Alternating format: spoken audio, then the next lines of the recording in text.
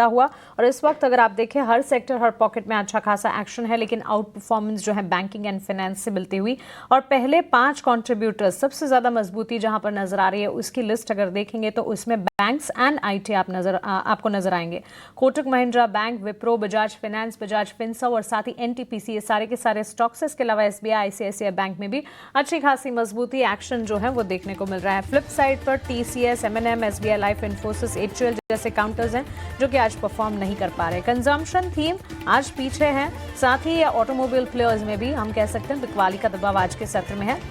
लेकिन financial services, निजी bank क्षेत्र, सरकारी बैंक क्षेत्र, साथ ही metal, energy, real estate, pharma, ये सारे के सारे खेमे में अच्छा खासा एक्शन। और आईटी को भी इसी में साथ में जोड़ लेना चाहिए।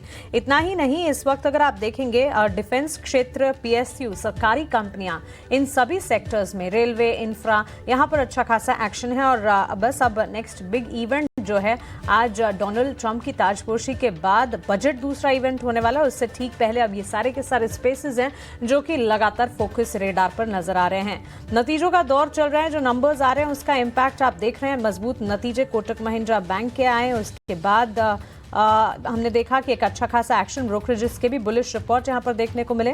खबरों के दम पर बजाज ट्विंस में हमने एक्शन देखा, नए करार की खबर से बजाज फाइनेंस में मजबूती, विप्रो में भी पॉजिटिव सेट ऑफ नंबर्स और उसके बाद ब्रोकरेज अपग्रेड्स के चलते आज पूरे दिन स्टॉक में आउट परफॉर्मेंस जो है वो बरकरार रही।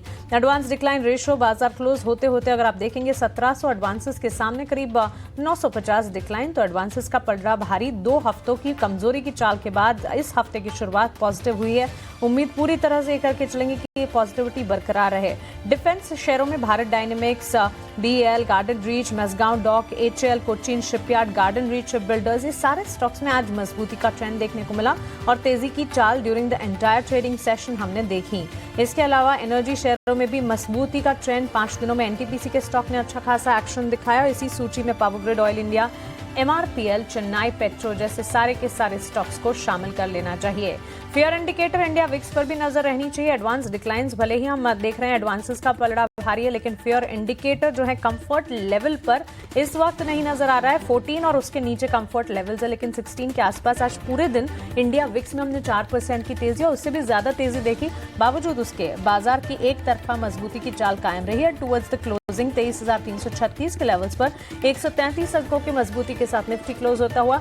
बैंक निफ्टी में आउट परफॉर्मेंस जारी, करीब 1000 अंकों की तेजी आज के सत्र में देखने के बाद मजबूती पर ही क्लोज। और ब्रॉडर मार्केट्स में भी अच्छा खासा एक्शन।